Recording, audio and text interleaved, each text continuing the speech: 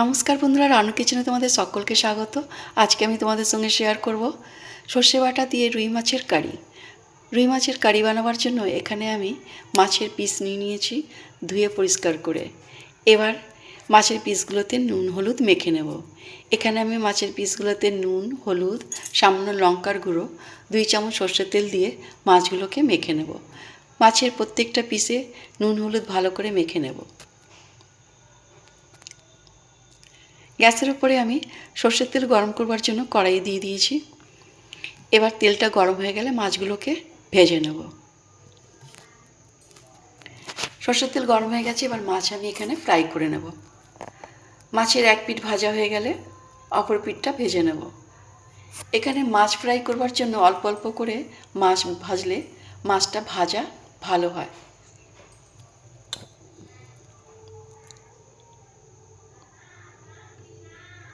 এক পিঠ ভাজা হয়ে গেছে, এবার অপর পিঠটা ভেজে নেব।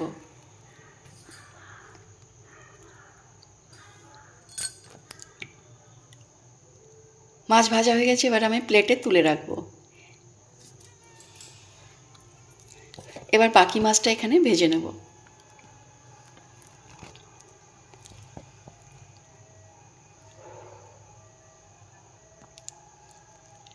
এখানেও মাছটা উল্টে পাল্টে লাল করে ভেজে নেব।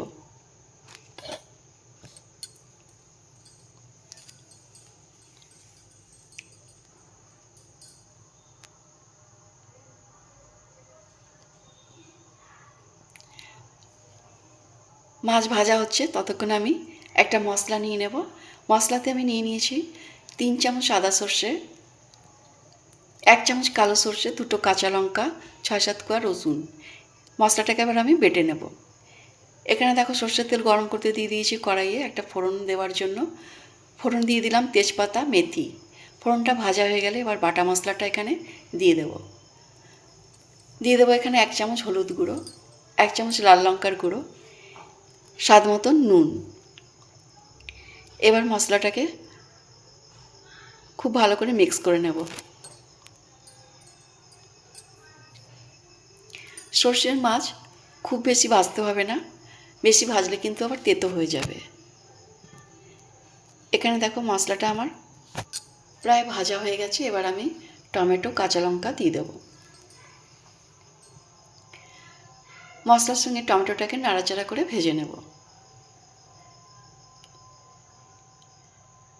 এবার এখানে দিয়ে দেবো আমি মশলার বাটির জলটা দিয়ে মশলাটাকে গুলে নেব।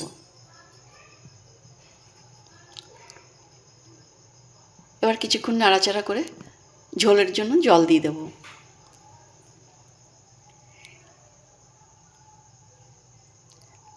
মাছ ফোটার জন্য পরিমাণ মতন এখানে জলটা দিয়ে দিলাম। ঝোলটা ফুটে উঠলে ভেজে রাখা মাছটা এখানে দিয়ে দেব। ওপর থেকে ঢেলে দিলাম কসুরি মেথি হাতে ডলে। এই ঝোলের মধ্যে কসুরি মেথিটা দিলে পরে একটা দারুণ স্বাদ হয়।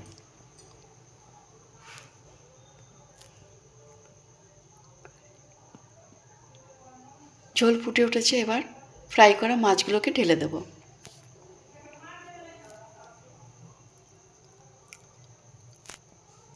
এই ঝোলের মধ্যে কসুরি মেথি আর টমেটোর স্বাদটা দারুণ লাগে।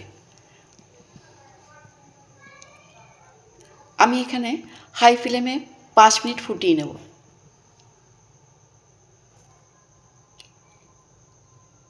এরপর লো ফ্লেমে করে ঢেকে দেব।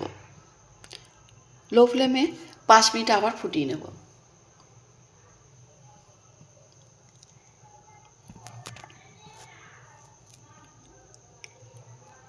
আমার আজকের রেসিপি তোমাদের কেমন লাগলো? সর্ষে বাটা দিয়ে রুই মাছের কারি ভালো লাগলে লাইক শেয়ার করে দেবে। নতুন বন্ধুরা যারা এখনও আমাকে সাবস্ক্রাইব করোনি, আমার চ্যানেলটাকে সাবস্ক্রাইব করে আমার চ্যানেলের পাশে থাকবে। পরবর্তী ভিডিওতে আবার একটি নতুন রেসিপি নিয়ে তোমাদের সঙ্গে দেখা হবে। তোমরা সুস্থ থেকো, ভালো থেকো। বাই বাই বন্ধুরা।